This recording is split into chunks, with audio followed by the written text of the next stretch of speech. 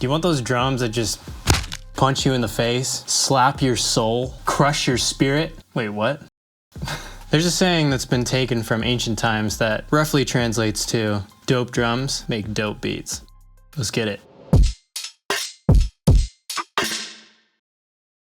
Let's get one thing out of the way first. You need to at least start with some decent sounding samples to get big sounding drums in the end. Like, your drums will never smack if you start with like a...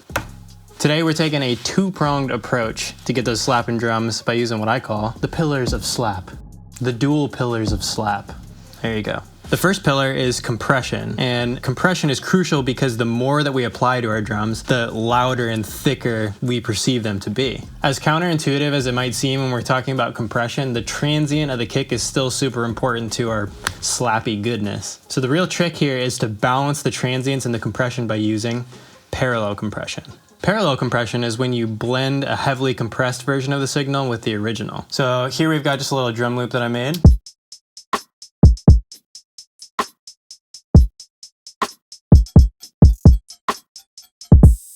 So this is really easy to set up if you have a compressor like Ableton's compressor with a dry wet knob that's already been built in. So all we're gonna do here is we're gonna suck the life out of it on purpose. Now we're gonna pull back the dry wet knob to about 50% just so we can hear the blended version.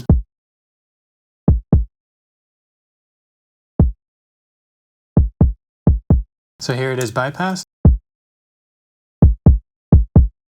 In. What we could do is drop a compressor just like we did with the kick and dial it in on every single piece of our drum kit, but like I've got 8 things happening at once here, and that could be pretty tough processing wise, and also there's a better and more efficient way to do it. So the first thing we're going to do is just get rid of this compressor I use as an example, and then highlight all of our drums, and then we're going to create a drums bus or a group in Ableton by pressing Command G, and we're going to name the bus drums. And then next we are going to create an aux track or a return track if you're in Ableton by pressing Command Alt T. And we're going to click on our new return track and hit Command R so that we can rename it. And I'm gonna rename it as parallel because this is how we're going to apply our parallel compression. So next, let's just grab a compressor and put that onto our new parallel return track. And we're going to route our drums bus to this new parallel track. In Ableton, you can just drag this new send that we created and send it at full volume at 0. So now what I'm gonna do is just solo our return track, just so that we can hear the type of compression that we're applying. And we really wanna crush it here. So we're gonna bring the threshold down.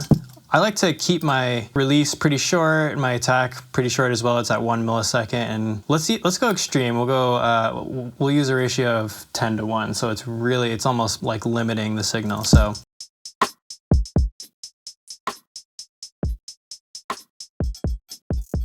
now we can hear it really crushing.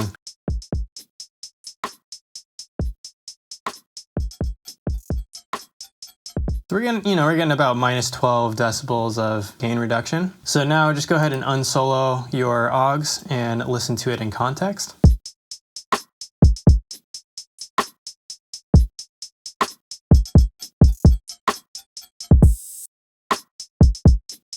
All right, so here's before.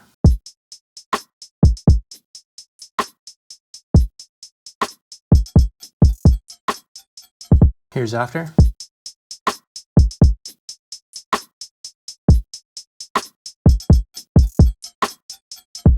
So you can really hear it working, just giving it like this thickness and girth to our drums, which is what we want. But we're not done yet. Setting it up this way too with your drums bus is also nice because, well, A, you save on processing power because you don't have, 30 compressors going at the same time. But B, if you make any changes to the attack or release or ratio of your compressor, now you only have to change one and it applies it to the entire, all of your drums at once, which is really nice. I think we're ready for the second pillar of slap, which is saturation. Saturation? Don't you mean distortion? No, I think it has something to do with color, right? I think it's time for us to take a trip over to the audio laboratory. Hi Sensho, welcome to the audio laboratory. What we commonly refer to as saturation is caused by overloading analog hardware, for example tubes, tape, or transformers. But we can also use plugins that emulate these or do their own thing. Saturation will introduce harmonics, which are multiples of the fundamental frequency.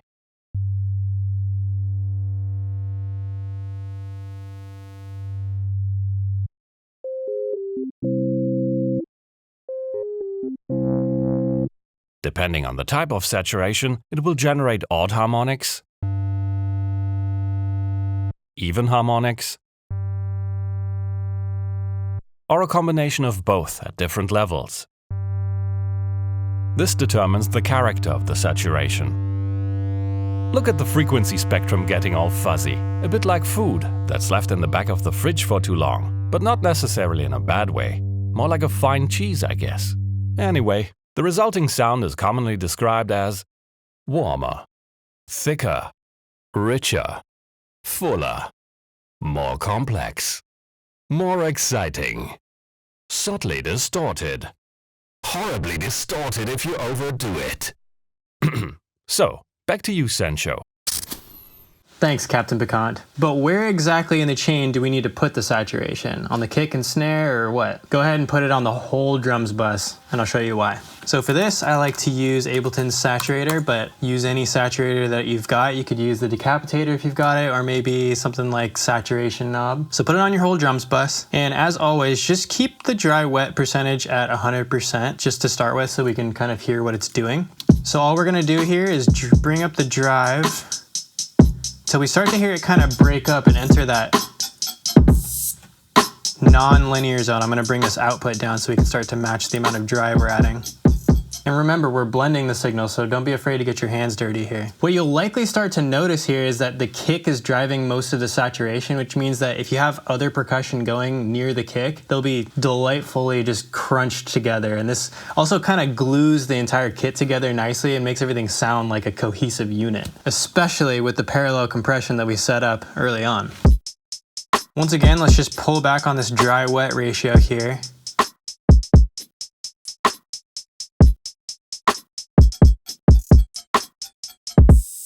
Let's take this opportunity to compare it to the way that it sounded at the beginning without applying our dual pillars of slap. Here's before.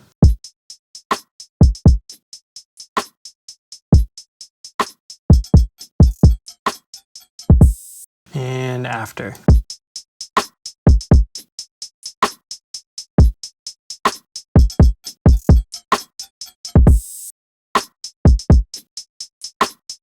And you can hear too when the open hat and the kick are at the same time, like the open hat just kind of breaks up in this really nice way.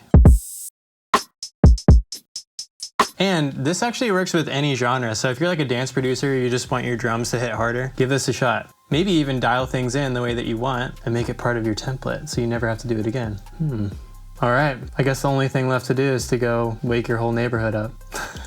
Just kidding. With great power comes great responsibility. Never forget. We'll see you in the next In the Beat.